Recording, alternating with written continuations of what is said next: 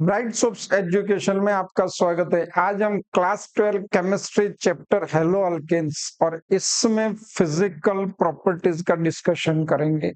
Physical properties of haloalkanes. तो आज हम ये फिजिकल प्रॉपर्टीज रिलेटेड क्वेश्चन और उसके आंसर कैसे लिखने वो भी डिटेल में देखते जाएंगे। प्रॉपर्टीज तो देखेंगे, साथ साथ में क्वेश्चन और आंसर के फॉर्म में भी हम डिस्कस करेंगे।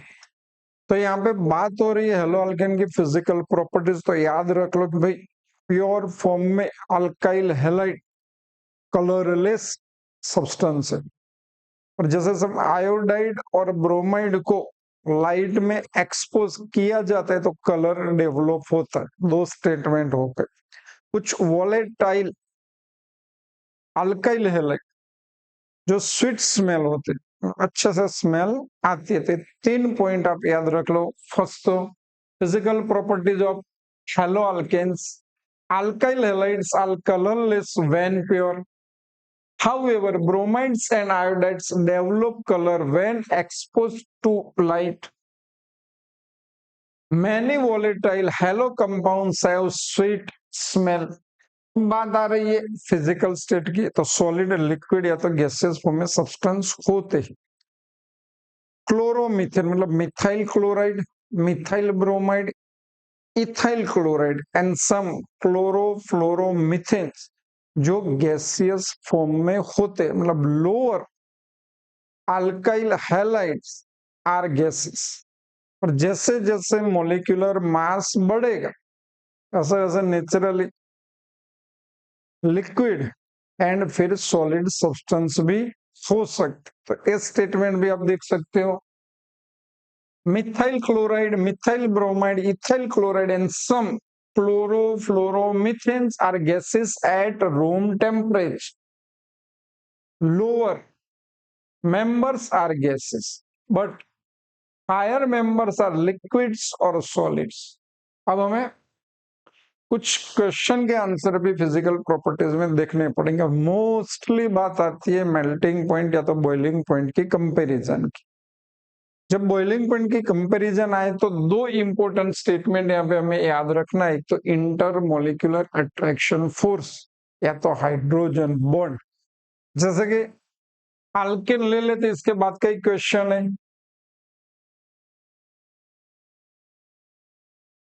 और इसके कंपेरेबल मोलिकुलर मास हो ऐसा अल्काइल हैलाइड ले लेंगे।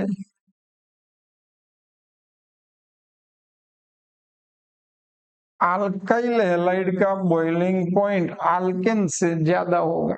ऐसा क्वेश्चन है तो मेन स्टेटमेंट एक ही याद रखना है। एक तो अल्काइल हैलाइड में कार्बन और हेलोजन बॉन्ड कैसा होता है? पोलर होता है। इसमें बॉन्ड पोलर नहीं होता अल्केन में, क्योंकि इलेक्ट्रोनेगेटिविटी का डिफरेंस कार्बन और हाइड्रोजन के बीच में इतना नहीं होता, तो पोलरिटी अल्केन में डेवलप नहीं होती। पर हेलो अल्केन में हमने आगे डिस्कस कर लिया कि लेक्चर में CX बॉन्ड पोलर होता है। पोलर होगा तो इंटर मोलिकुलर अट्रैक्शन फोर्स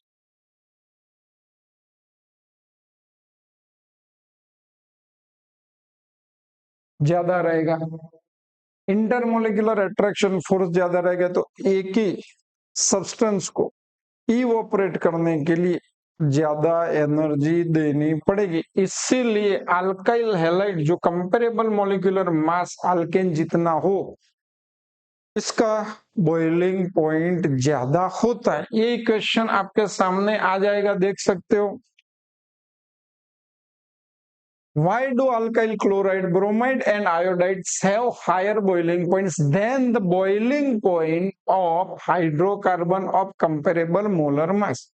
तो स्टेटमेंट आपने याद रख लिए। कुछ भी समझ में ना आए तो इतना तो लिखना ही है कि भाई जिसका बॉइलिंग पॉइंट ज्यादा है उसका इंटरमोलिकुलर अट्रैक्शन फोर्स ज्यादा होगा, तो इसको ज्यादा एनर्जी देनी पड़ेगी। जिसका कम है इसमें इंटरमोलिकुलर अट्रैक्शन फोर्स कम होगा तो कम एनर्जी देनी पड़ेगी। तो ये डिफरेंट आपको याद रखना है सिंपल स्टेटमेंट से। पर प्रॉपर लिखना है तो लिख सकते हो molecules of organic halide, molecules of organic halogen compounds are generally polar. First statement. Second, due to greater polarity the intermolecular force of attraction and one are stronger in the halogen derivatives comparison. Hydrocarbon have very low polarity and weak intermolecular force. That is why the boiling point of chlorides, bromides and iodides are considerably higher than those of the hydrocarbons of comparable molecular mass. तो ये question का answer आप अच्छे से लिख सकते हो। अब सिंपल यहाँ पे क्या बोला है, स्ट्रॉन्गर इंटरमोलिकुलर अट्रैक्शन फोर्स किस पे डिपेंड कर रहा है, पोलैरिटी पे। पोलैरिटी हमने आगे डिस्कस कर ली थी, भाई फ्लोरीन, क्लोरीन, ब्रोमीन, आयोडीन जिसकी इलेक्ट्रोनेगेटिविटी ज्यादा होगी, सभी कार्बन के साथ अटैच, तो उसकी पोलैरिटी ज्यादा रहेगी। तो यहाँ पे आप सोच सकते हो क्या कि अगर मैंने आपको सी फ्लोराइड दे दिया, सेम ब्रोमाइड क्लोराइड दे दिया, ब्रोमाइड दे दिया और आयोडाइड दे दिया, तो यहाँ पे दो फैक्टर्स इफेक्टिव है। एक तो molecular mass, fluorine, chlorine, bromine, iodine, तो यहाँ पे ऊपर से नीचे जाओ, मोलिकुलर मास बढ़ता है। मोलिकुलर मास बढ़ेगा, सरफेस एरिया बढ़ेगा, कांटेक्ट सरफेस बढ़ेगा, इंटरमोलिकुलर अट्रैक्शन फोर्स बढ़ेगा। तो फ्लोरीन टू आयोडीन जाओ तो बॉइलिंग पॉइंट बढ़ेगा, याद रखना। तो यहाँ पे second statement, make a note for the same alkyl group decreasing order of boiling point, iodine का ज्यादा होता है, ब्रोमाइड का इससे कम, क्लोराइड का इससे कम एंड फ्लोराइड का इससे कम। तो रीजन मैंने समझा दिया। कुछ क्वेश्चन ऐसे पूछा जा सकता है, explain the following order of the haloalkanes for decreasing boiling point. भाई क्यों बॉइलिंग पॉइंट इसका डिक्रीज होता है, तो answer, the attraction gets stronger as the molecule get bigger in size and have more electrons। तो ये statement आपको याद रख लेना। अट्रैक्शन मॉलिक्यूल मॉलिक्यूल के बीच में ज्यादा कब होगा, एक तो साइज ज्यादा होगी, है ना, as the molecules get bigger in size and have more electrons। इसके पास अगर ज्यादा इलेक्ट्रॉन्स है, इंटर मोलिकुलर अट्रैक्शन ज्यादा रहेगा। तो आपको रीजन आ गया। देखो, for the same alkyl group the boiling points of alkyl halides decreasing in the order, ऐसे ही डिक्रीज होगा। रीजन आप लिख सकते हो, स्टेटमेंट तो ऊपर लिख दिया। This is because with the increase in size and mass of halogen atom the magnitude of van der Waals force increase. कुछ भी समझ में ना आए तो ये स्टेटमेंट लिख ही देना। जिसका बॉइलिंग पॉइंट ज्यादा है उसमें वंडर वाल अट्रैक्शन फोर्स ज्यादा है, जिसका कम है उसमें वंडर वाल्स अट्रैक्शन फोर्स कम है। क्यों, अगर समझ में आता है तो अच्छा ही लिख सकते हो, ना आए तो ये भी लिख सकते हो। This increase the intermolecular attraction which is turn increases the boiling points as halogen change from fluorine to iodine. तो इसकी वजह से डिक्रीजिंग ऑर्डर है बॉइलिंग पॉइंट्स का। एक और चीज है, क्वेश्चन ही आपके सामने आ रहा है, why straight chain isomer N butyl chloride has higher boiling points whereas tertiary butyl chloride has lower boiling point than secondary butyl chloride। तो एक स्टेटमेंट याद रखो, आइसोमर हो मतलब क्या है, मॉलिक्यूलर मास सेम रहेगा, मॉलिक्यूलर फॉर्मूला भी सेम रहेगी, पर स्ट्रक्चर फॉर्मूला डिफरेंट रहेगी। तो एन ब्यूटाइल क्लोराइड या तो कोई भी नॉर्मल चेन है, यहाँ पे पर्टिकुलर एन ब्यूटाइल क्लोराइड ये 1 डिग्री, दूसरा हम ले लेते सेकेंडरी ब्यूटाइल क्लोराइड और तीसरा ले लेते टर्शरी। जहां पे कार्बन लिखा है वहां पे हाइड्रोजन की वैलेंसी, कार्बन की वैलेंसी हाइड्रोजन से आपको सेटिस्फाई करके समझना। देखो यहाँ पे जब मैंने एन ब्यूटाइल क्लोराइड ले लिया है तो ये कंटेनर में सभी ब्यूटाइल क्लोराइड के मॉलिक्यूल्स रहेंगे। होगा क्या, तो इसका कॉन्टेक्ट सरफेस एरिया देख सकते हो। ये जब एक दो ही की बात करें तो एक दूसरे के कांटेक्ट में आएंगे तो कांटेक्ट सरफेस एरिया इसका देख सकते हो। मॉलिक्यूल्स को जनरली स्फीयरिकल शेप में कंसीडर करना है।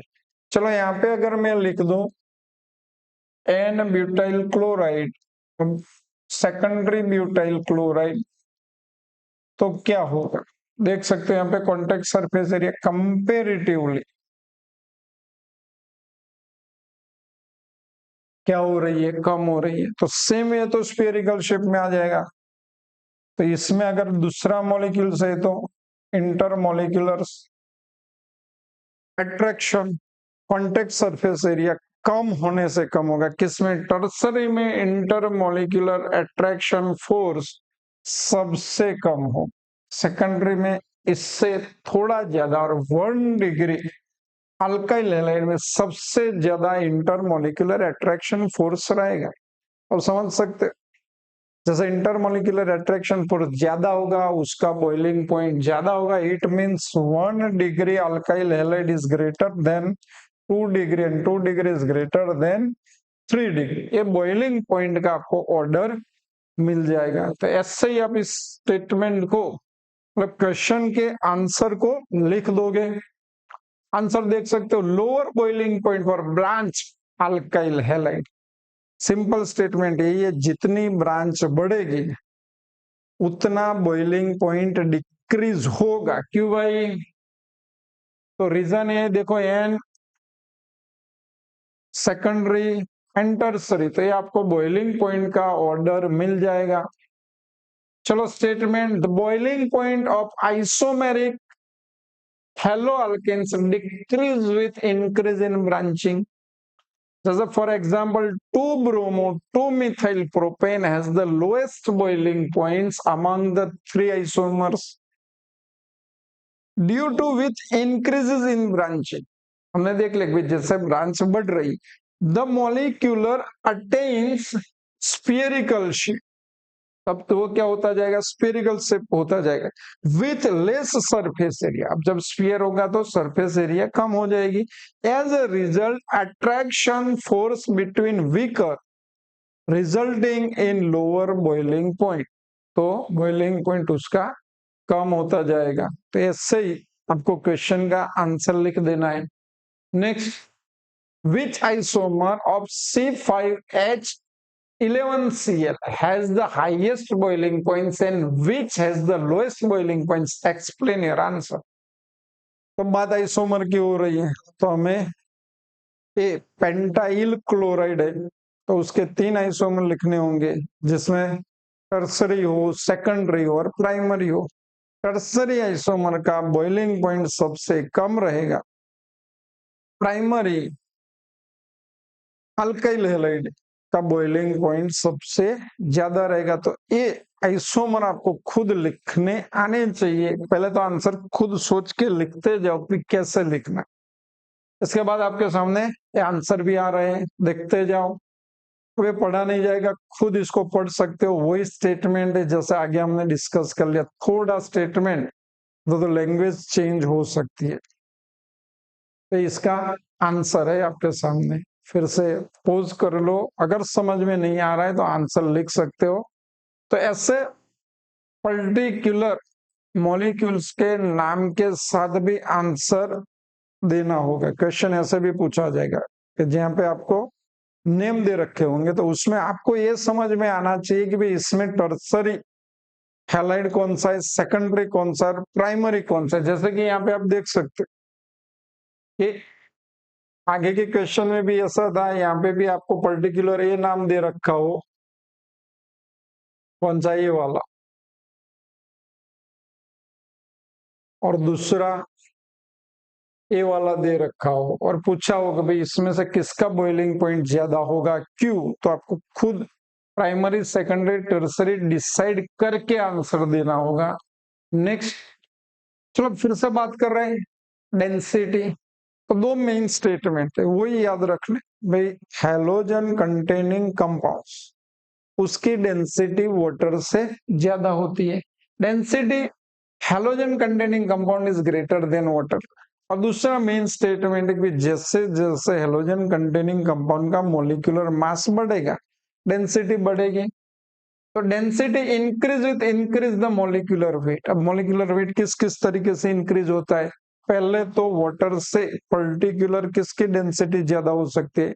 तो bromo compounds, iodo compounds and poly chloro derivatives, उसके वेट अथवा तो मास वाटर से ज्यादा होता है।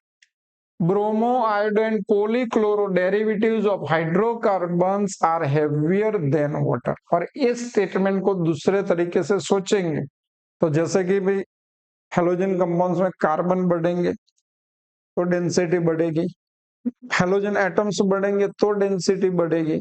तो फिर मोलिकुलर मास काउंट करना ही नहीं है, नेचुरली मोलिकुलर मास बढ़ेंगे और हेलोजन का एटॉमिक मास बढ़ेगा।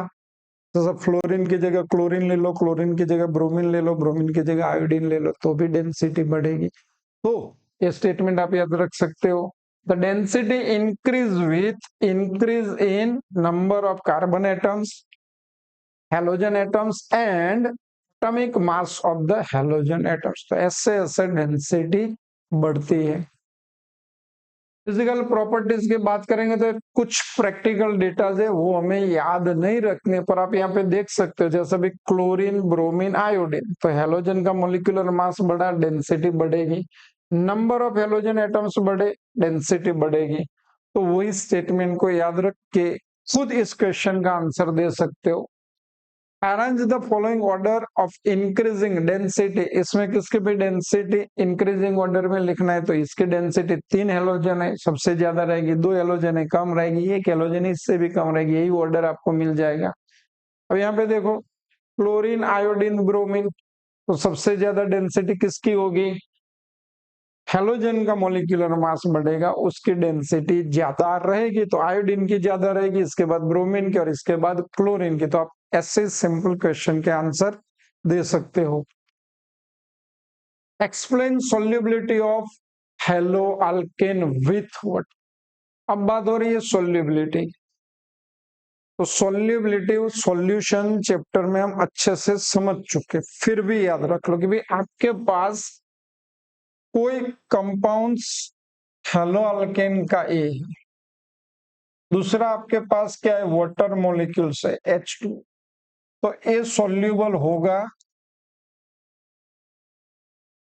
वाटर में। सॉल्यूबल मतलब होमोजीनियस मिक्सचर बनाएगा, कब समझ में आएगा? तो कब बनाएगा? तो दो तरीके हैं सोचने के। इसमें पहला ए कंपाउंड्स है तो ए कंपाउंड्स के साथ क्या हो सकता है? इंटर मॉलिक्यूलर अट्रैक्शन होता है। वाटर की बात करें तो वाटर में वाटर मॉलिक्यूल्स के साथ क्या हो सकता है? हाइड्रोजन बॉन्ड हो सकता है। This is also one type of intermolecular attraction force. Hydrogen bond का अट्रैक्शन नॉर्मल अट्रैक्शन से ज्यादा होता है। तो अगर इसके बीच का जो अट्रैक्शन है वो इसके बीच का अट्रैक्शन है और वाटर, और अगर जब हमने इसको मिक्स कर लिया तो क्या सोचना है? वाटर मॉलिक्यूल्स और इसके बीच का अट्रैक्शन ये थर्ड टाइप का अट्रैक्शन हो। कंपोनेंट ए और वाटर को मिक्स किया जाए तो 3 टाइप के अट्रैक्शन मिलेंगे। इसके बीच का अट्रैक्शन, इसके बीच का अट्रैक्शन और ये दोनों के बीच का अट्रैक्शन। अगर इसके बीच का अट्रैक्शन है उतना ही अट्रैक्शन इसके बीच का है, उतना ही अट्रैक्शन ये दोनों के बीच में रहेगा या तो इससे ज्यादा रहेगा, तभी कंपोनेंट वाटर में सोल्यूबल होगा, अदरवाइज सोल्यूबल नहीं हो। तो ये अट्रैक्शन को तोड़ने के एनर्जी के कॉन्सेप्ट से भी सोच सकते हो, इसकी एनर्जी तोड़ने के लिए एनर्जी चाहिए, इसको तोड़ने के लिए एनर्जी चाहिए, और नए अट्रैक्शन में एनर्जी क्या होगी? रिलीज होगी। तो अट्रैक्शन अथवा तो एनर्जी के कॉन्सेप्ट से उसका आंसर लिख सकते हो। देख सकते हैं यहाँ पे explain why alkyl halide though polar are miscible with water. तो यहाँ पे ए कंपोनेंट को अल्काइल हैलाइड सोच लो। तो ए कंपोनेंट अल्काइल हैलाइड हो तो उसमें पोलैरिटी है, पोलैरिटी है तो क्या होगा, उसका इंटरमोलिकुलर अट्रैक्शन फोर्स स्ट्रांग होगा। सेम वे वाटर मॉलिक्यूल्स में हाइड्रोजन बॉन्ड है, वो तो सबसे ज्यादा स्ट्रांग रहेगा इंटरमोलिकुलर अट्रैक्शन फोर्स। तो जब मैं अल्काइल हैलाइड को वाटर में डाल दूंगा तो क्या हो, water molecules and alkyl halide के बीच में नया अट्रैक्शन होगा, और वो दोनों के अट्रैक्शन से वो अट्रैक्शन नया वाटर और अल्काइल हैलाइड के बीच वाला इतना ज्यादा स्ट्रांग नहीं होगा, इसीलिए अल्काइल हैलाइड वाटर में इमिसिबल अथवा तो इनसोल्यूबल है। देख सकते हो statement, alkyl halides are polar in nature and are held together by strong dipole-dipole interaction in order to be miscible with water। Single statement, एक ही मार्क में देना है तो समझ चुके हो। Second, the force of attraction between water and alkyl halide molecules should be stronger enough to overcome this dipole-dipole interaction and hydrogen bond between water molecules। ये दोनों से भी ये जो नया अट्रैक्शन फोर्स है, याद रखना यहाँ पे किसके बीच की बात हो रही है, वाटर एंड अल्काइल हैलाइड के बीच का जो अट्रैक्शन फोर्स है कैसा होना चाहिए, स्ट्रॉन्गर। किससे स्ट्रॉन्गर होना चाहिए, हैलाइड हैलाइड के बीच का अट्रैक्शन फोर्स और वाटर वाटर मॉलिक्यूल्स के बीच के अट्रैक्शन फोर्स से स्ट्रॉन्गर होना चाहिए, पर ऐसा होता नहीं है। सेकंड स्टेटमेंट देखो, however, क्या बोल रहा है, however the new force of attraction, the new force of attraction between alkyl halides and water are weaker than the alkyl halide and water force to interaction, hence alkyl halides are immiscible अथवा तो insoluble with water। Question अच्छा है और पूछा हुआ है board में भी, तो आप इसको समझ सकते हो। ऐसा ही क्वेश्चन एनर्जी के कॉन्सेप्ट में भी लिख सकते हो आंसर, अलग अलग तरीके से लोग आंसर लिखते हैं, पर ये सिंपल है और अच्छा है, समझ में आ जाए ऐसा। देखो दूसरा, explain why chloroform is not soluble in water although it is polar. अब क्लोरोफॉर्म की बात करेंगे तो आप देख सकते हो क्लोरोफॉर्म, उसको कुछ अलग तरीके से आंसर दिया हुआ है। Chloroform is insoluble in water in spite of polar nature because its molecules cannot form hydrogen bond with water। इसका मतलब क्या है कि भाई हाइड्रोजन के साथ अगर क्लोरोफॉर्म वाटर के साथ अगर क्लोरोफॉर्म हाइड्रोजन बॉन्ड बना लेता तो अट्रैक्शन जोरदार हो जाता। दोनों अट्रैक्शन से, क्लोरोफॉर्म वाले अट्रैक्शन से तो अच्छा होता, और हाइड्रोजन बॉन्ड वाटर में तो इतना तो उसका अट्रैक्शन हो जाता, तो सोल्यूबल हो जाता, पर बनाता नहीं है। क्लोरोफॉर्म वाटर के साथ हाइड्रोजन बॉन्ड बनाता नहीं है, और इसकी वजह से the energy require to break the bond between haloalkane molecules के बीच में जो अट्रैक्शन है आर एक्स के बीच में, वो अट्रैक्शन को तोड़ने के लिए जो एनर्जी चाहिए एंड वाटर मॉलिक्यूल्स के बीच में जो अट्रैक्शन है उसको तोड़ने में जो एनर्जी चाहिए is much larger than the energy release during formation of new bond attraction. R X और वाटर के बीच का जो अट्रैक्शन है वो बनेगा तो एनर्जी क्या होगी, रिलीज होगी। तो सिंपली आप उसको लिख सकते हो ऐसे ही। चलो नेक्स्ट क्वेश्चन देख सकते हो, give reason CCl bond length in chlorobenzene is shorter than CCl bond length in methyl chloride. अब क्लोरोबेंजीन का स्ट्रक्चर याद कर लो, तो बेंजीन रिंग होगी और इसके ऊपर क्लोरीन एटम्स हो, वो तो इतना तो सिंपल ही आप जानते हो। मिथाइल क्लोराइड का भी जानते हो, ये दोनों की कंपैरिजन आपको खुद करनी है। मिथाइल क्लोराइड क्या होगा, तो ये तो सिंपल सा स्ट्रक्चर है, आप ऐसे ही ड्रॉ कर लोगे। क्लोरोबेंजीन भी आप वैसे ही ड्रॉ कर लोगे, कोई बड़ी दिक्कत आने वाली नहीं है। अब जो इम्पोर्टेंट बात है ये वाली है, वे क्लोरीन जो है उसके ऊपर लोन पेयर इलेक्ट्रॉन होता है। क्या होता है? Lone pair electron. Conjugation system 11th standard याद होना चाहिए। यहाँ पे आपको ए लोन पेयर इलेक्ट्रॉन फिर पाई इलेक्ट्रॉन अल्टरनेटिव आ रहे हैं, तो कंजुगेशन सिस्टम हो गई। तो ऐसे सिस्टम में रेजोनेंस पॉसिबल है। रेजोनेंस की वजह से क्लोरीन और कार्बन के बीच का जो बॉन्ड है वहां पे partially double bond character produce होता है। कौन सा होता है? पार्शियली डबल बॉन्ड, मतलब ये पाई हो जाएगा, दूसरा सिग्मा हो जाएगा।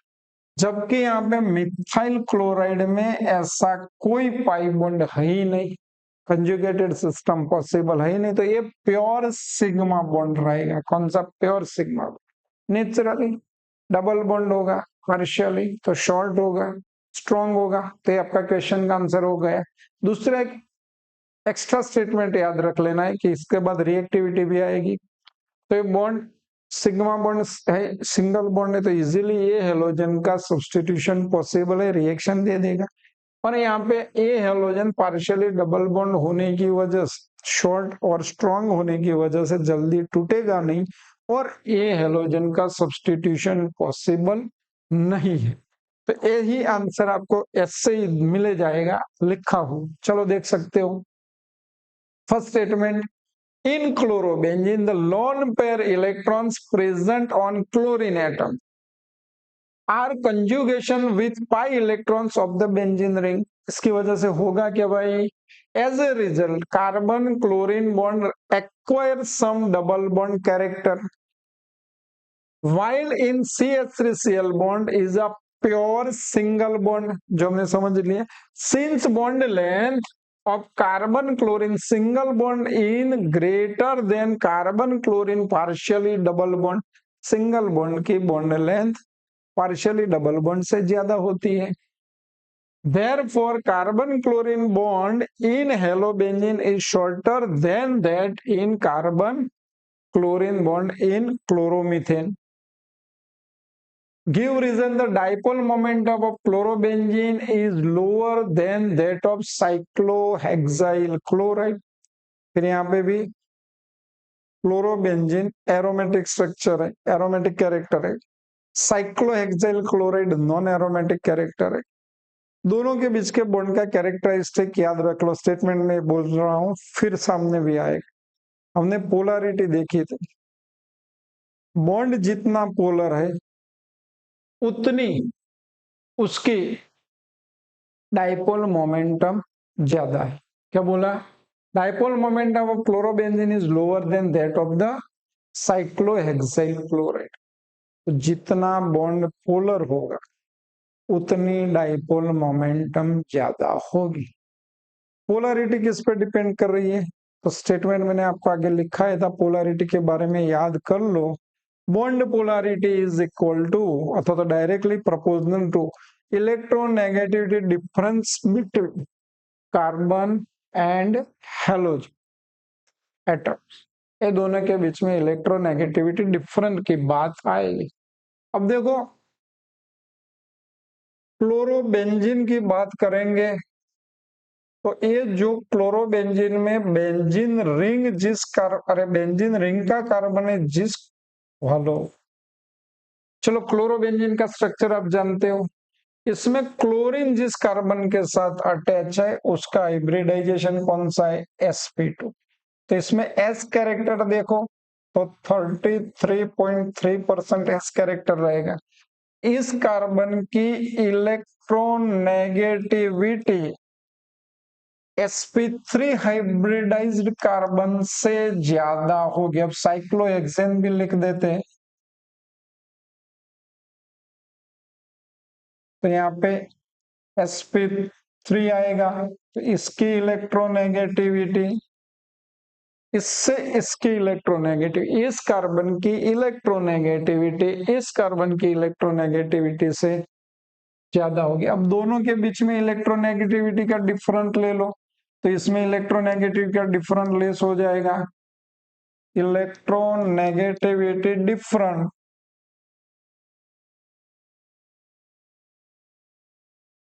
इसकी इलेक्ट्रोनेगेटिविटी क्या हो जाएगी, ये इसकी इलेक्ट्रोनेगेटिविटी ज्यादा है कार्बन की, इस कार्बन की इलेक्ट्रोनेगेटिविटी कम है। क्यों कम है ये आप जान चुके हो, इस डिपेंड्स ऑन एस कैरेक्टर, इसका एस कैरेक्टर कम है तो इलेक्ट्रोनेगेटिविटी कम है, इसका एस कैरेक्टर ज्यादा है तो इलेक्ट्रोनेगेटिविटी ज्यादा है। पर ये दोनों के बीच में इलेक्ट्रोनेगेटिविटी का डिफरेंस देखो तो इसमें इलेक्ट्रोनेगेटिविटी का डिफरेंस क्या हो जाएगा, बेंजीन रिंग वाले स्ट्रक्चर में कम हो जाएगा, इसमें इलेक्ट्रोनेगेटिविटी का डिफरेंस ज्यादा होगा। और जिसमें इलेक्ट्रोनेगेटिविटी का डिफरेंस ज्यादा होगा उसमें bond polarity, it means dipole momentum ज्यादा रहेगी। तो ये स्टेटमेंट आपके सामने आते जाएंगे, देख सकते हो। चलो फटाफट, in chlorobenzene the chlorine atom is linked to sp2 hybridized carbon atom, whereas in cyclohexyl chloride the chlorine atom is linked to sp3 hybridized carbon atom। इससे होता क्या है भाई, as sp2 hybridized carbon atom more s character, so it is more electronegative, thus the density of electron of CCl bond near the chlorine atom is less in chlorobenzene than in cyclohexyl chloride। तो cyclohexyl chloride में क्या होगा, bond polarity ज्यादा रहेगी, hence the CCl bond of cyclohexyl chloride is more polar, it has higher dipole momentum, polarity ज्यादा है तो dipole momentum सबसे ज्यादा रहेगी। क्वेश्चन का आंसर आप वीडियो पॉज करके अच्छे से लिख सकते हो, बहुत बढ़िया क्वेश्चन है। Physical properties of hello arenes, तो हेलो एरिन्स के फिजिकल प्रॉपर्टीज सिंपली आपको याद रख लेनी है, कलरलेस लिक्विड और क्रिस्टलाइन सॉलिड सब्सटेंस होते, insoluble in water but soluble in organic solvent, organic solvent आपको याद रख लेने हैं जैसे कार्बन टेट्राक्लोराइड, अल्कोहल, ये सब ऑर्गेनिक सॉल्वेंट होते, heavier than water, melting point and boiling point increase as the size of aryl group increase। so this is the physical properties of halo arene, arene की properties की बात। चलो question देख सकते हो, explain para isomers of dihalobenzenes have higher melting points than the corresponding ortho and meta isomers। एक बात याद रखना, बॉइलिंग पॉइंट्स तो लगभग नियरेस्ट सिमिलर होते, देख सकते हो statement, boiling points of isomeric dihalobenzenes are very nearly the same, but melting point की बात करें तो ऑर्थो एंड मेटा के कंपैरिजन में पैरा आइसोमर का मेल्टिंग पॉइंट ज्यादा होता है, क्यों का डिस्कस बाद में करेंगे। However the para isomers are higher melting as compared to their ortho and meta isomers। में रीजन क्या है, पैरा आइसोमर का स्ट्रक्चर आप याद करो तो एकदम सिमेट्रिकल जैसा है।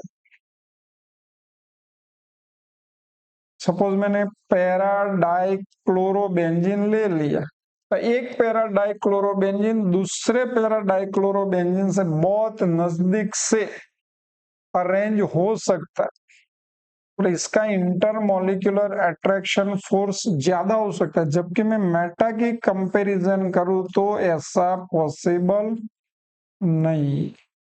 ये मेटा और ये दूसरा, तो ये इतना नजदीक मेटा वाले नहीं अटैच, सॉरी मेटा वाले आइसोमर एक दूसरे से इतना नजदीक नहीं रह सकते जितना पैरा वाला रह सकते। तो पैरा आइसोमर सॉलिड स्टेट में हो तो एक दूसरे से इतना क्लोज हो जाते कि भाई इसका इंटरमोलिकुलर अट्रैक्शन फोर्स क्या हो जाएगा, ज्यादा रहेगा, और इसकी वजह से पैरा डाइहेलोबेंजीन का मेल्टिंग पॉइंट ज्यादा होता है, देख सकते हो। It is due to symmetry of para isomers that fits in crystal lattice better as compared to ortho and meta isomers। Question का आंसर आप पोज करके लिख सकते हो, यहाँ से कंपैरिजन मेल्टिंग पॉइंट की दे रखी हुई है जो आपको याद नहीं रखनी है। Next question, arrange each set of compounds in order of increasing boiling points. आपको ब्रोमोमीथेन, ब्रोमोफॉर्म, क्लोरोमीथेन एंड डाइब्रोमोमीथेन दिया हुआ है, तो खुद इसका आंसर दे दो, क्योंकि हमने बॉइलिंग पॉइंट्स के बारे में बहुत सारा डिस्कस कर लिया है। आंसर अब आपके सामने आ जाएगा, वीडियो पोज करके, अगर नहीं आता है तो आंसर भी लिख सकते हो। रीजन क्या है, तो मॉलिक्यूलर मास बढ़ेगा, बॉइलिंग पॉइंट बढ़ेगा। सेकंड क्वेश्चन उसी में ही, 1 chloropropane isopropyl chloride and 1 chlorobutane. मैंने बोला था याद रखना भाई, आपको प्राइमरी, सेकेंडरी और टर्सरी अल्काइल हैलाइड भी समझ में आना चाहिए। इसमें ढूंढ लो कौन सा है, तो प्राइमरी का ज्यादा रहेगा, सेकेंडरी का इससे कम और टर्सरी का इससे कम रहेगा बॉइलिंग पॉइंट। चलो आंसर आ रहा है आपके सामने। रीजन क्या है, ब्रांच बढ़ेगी, बॉइलिंग पॉइंट कम होगा। Practice problem set two question and answer, जो हमने बात कर रखी थी भाई, प्रैक्टिस सेट के आंसर आपको इस लेक्चर के एंड में मिल जाएगा। तो ये प्रैक्टिस सेट के आंसर है, क्वेश्चन के साथ साथ आंसर भी आपके सामने आते जाएंगे। क्वेश्चन यहाँ पे है आपके सामने, फर्स्ट क्वेश्चन देख लो। तो SOCl2 अल्कोहल में से अल्काइल हैलाइड बनाने के लिए बेस्ट है, थायोनिल क्लोराइड बोला जाता है। Second, two isomeric dihalides are formed along with C2H5Cl, give their structure। अब C2H5Cl इथाइल क्लोराइड, तो उसमें से मुझे एक क्लोरीन ऐड करना हो तो 2 कार्बन है, तो चॉइस मेरे पास यही 2 है जो आपके सामने आएगी, तो ये 2 मिलेंगे। Name the reagent use for the producing fluorobenzene from benzene diazonium chloride. Benzene diazonium chloride में से फ्लोरोबेंजीन बनाना है, तो ये याद रख लेना कौन सा रिएजेंट यूज होगा। फ्लोरोबोरिक एसिड बोला जाता है, HBO5। इसके बाद कन्वर्जन है, how will you obtain the following from an alcohol, sorry फिर से, how will you obtain the following from an alcohol. Alcohol में से मुझे सेकेंडरी ब्यूटाइल क्लोराइड बनाना है, तो क्या लेना पड़ेगा, सेकेंडरी अल्कोहल लेना पड़ेगा, और इसका मैं SOCl2 PCl5 PCl3 किसी के भी साथ भी रिएक्शन करूंगा तो ये रिएक्शन इजीली मिलेगा। SOCl2 बेस्ट है, पेरिडीन साथ में यूज करना है तो OH हट जाएगा और Cl आ जाएगा। दूसरा है फ्लोरो इथेन। अब अल्कोहल में से फ्लोरो इथेन डायरेक्टली नहीं बनता, याद करो, तो मुझे अल्कोहल में से क्लोरोबेंजीन अथवा तो ब्रोमोबेंजीन बनाना पड़ेगा, और इसके बाद AgF अथवा तो Hg2F2 के साथ रिएक्शन करवाना पड़ेगा। देखो, तो पहले तो मैंने अल्कोहल में से क्लोरो कंपाउंड्स बनाना है, और इसके बाद क्या करना है, Hg2F2 के साथ तो मुझे फ्लोरोइथेन मिल जाएगा। अब इस अल्कोहल में से भी तो टर्सरी अल्कोहल है, तो अलग अलग तरीके से बना सकते हैं। ZnCl2 concentrate HCl, Lucas test भी याद कर सकते हो आप। दूसरा H2SO4 के साथ इसका रिएक्शन करो तो आपको मिल जाएगा अल्किन, और ए अल्किन का फिर से हाइड्रेशन करो, HBr के साथ रिएक्शन करो तो भी आपको मिल जाएगा क्या, ब्रोमो कंपाउंड्स मिल जाएगा। सिंपल है, सेकेंडरी अल्कोहल है, जिंक क्लोराइड और HCl के साथ रिएक्शन करो तो आपको आंसर मिल जाएगा Ag2CO2। यहाँ पे आपको सिल्वर सॉल्ट मिलेगा इसका फर्स्ट स्टेप में, तो ये हो जाएगा सिल्वर सॉल्ट। अब याद करो ये 2 कार्बन है, तो Bl2 और CCl4 के साथ रिएक्शन करो तो क्या होगा, मिथाइल ब्रोमाइड मिलेगा, कार्बन डाइऑक्साइड मिलेगा और AgBr मिलेगा। पेरोक्साइड तो आप जानते हो, एंटी मार्कोनिकॉफ से प्रोडक्ट मिलेगी। नेक्स्ट, ये सबको कंप्लीट करो तो फटाफट आंसर आपके सामने आ रहा है, आयोडीन मिलेगा। अब ये अल्कोहलिक OH है तो एलिमिनेशन रिएक्शन होगा, H2SO4, यहाँ पे डिहाइड्रेशन हो सकता है और इसके बाद SOCl2 के साथ रिएक्शन करो तो रिएक्शन याद रखना पड़ेगा कि भाई ये क्लोरीन हाइड्रोजन का क्लोरीन से सब्स्टिट्यूशन होगा। बेंजीन डाइजोनियम क्लोराइड मिलेगा और अभी हमने बोला था कि भाई ये सभी को हटा के फ्लोरोबेंजीन इससे मिल सकते हैं, रिएक्शन याद रखना है। तो पूरा टेस्ट आइडेंटिफाई, तो इसका आंसर आपके सामने आ रहा है, सभी आइसोमर्स मिलेंगे